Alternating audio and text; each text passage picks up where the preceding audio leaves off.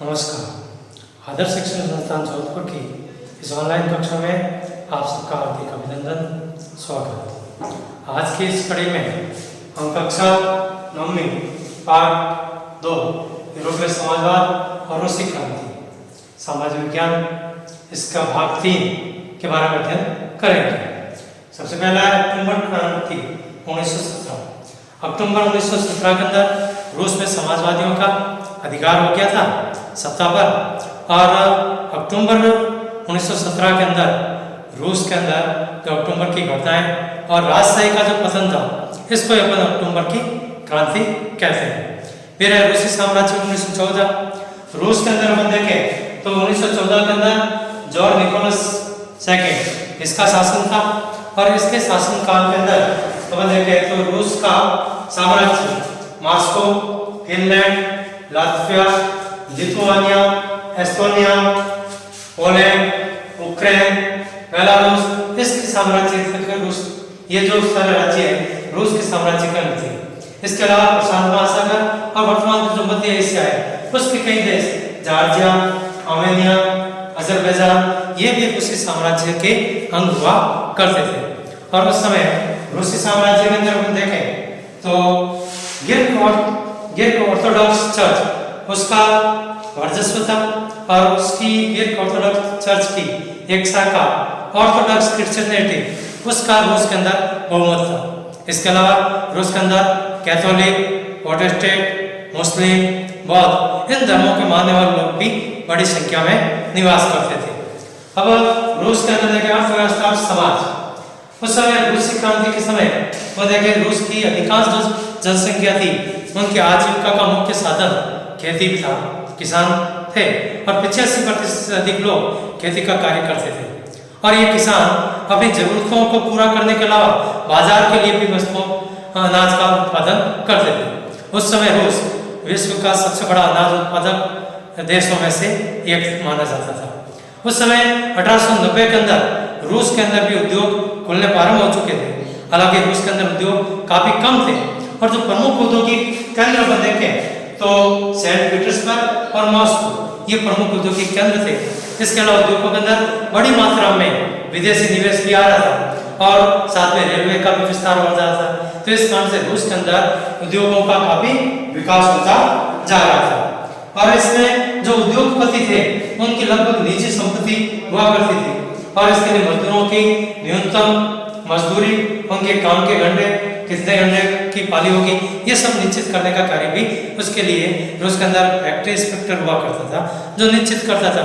लेकिन ये factory inspector ये भी लोगों पर पूर्णतः नियंत्रण नहीं कर पाया, और ये भी उल्लंघन को रोकने में सफल नहीं हो पाया, नियमों को पूरी तरह से लागू नहीं कर पाया। अब इसके अंदर हम देखें जो मजदूर हैं तो सामाजिक स्तर पर मजदूरों का बंटवारा हो चुका था। वहां पर कुछ मजदूर ऐसे थे जो ग्रामीण क्षेत्रों से जुड़े हुए थे, और शहर में काम करने के बावजूद अपने गांव के साथ में उनका गहरा संबंध था। कई मजदूर थे जो शहरों के अंदर स्थायी रूप से निवास कर चुके थे।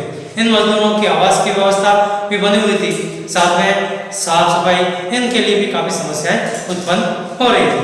अब जो ये मजदूर वर्ग जो काम करते थे ये एक दूसरे की सहायता भी करते थे। इसके लिए इन्होंने कई प्रकार के छोटे बड़े संगठन बना रखे थे जो कि आर्थिक परिस्थितियों में इन मजदूरों की मदद करने का या सहायता करने का कार्य करते थे।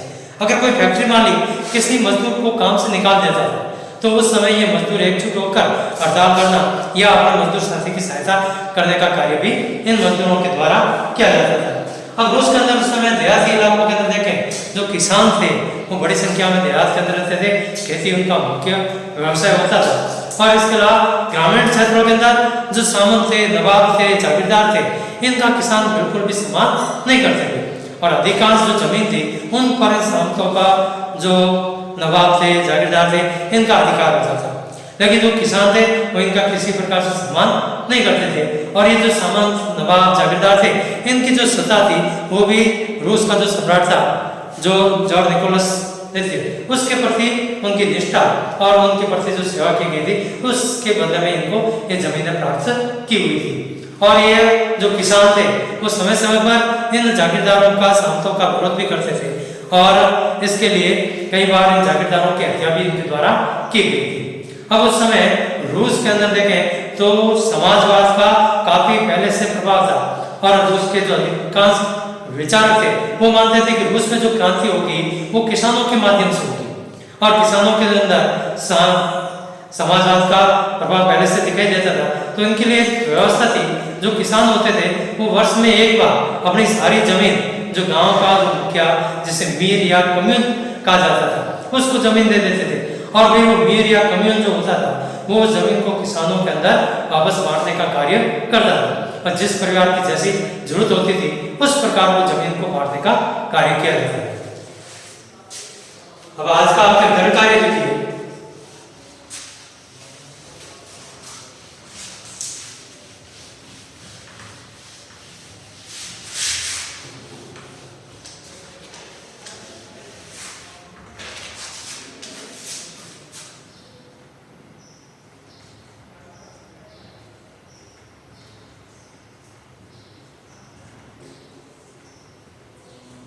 घर कार्य क्रमांक 3। प्रश्न 1, पहला है अक्टूबर क्रांति किसे कहते हैं?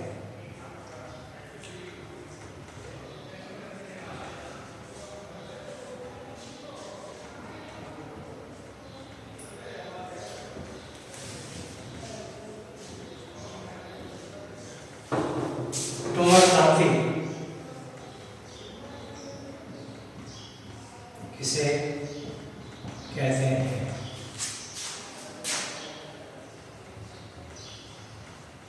प्रश्न संख्या 2, 1914 में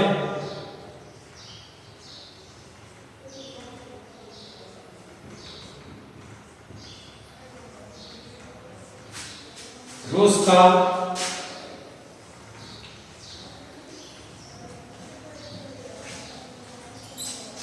शासक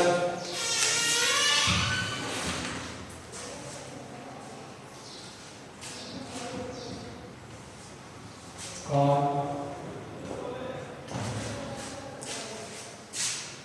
ये दोनों प्रश्न आपको कार्य में करने हैं। धन्यवाद।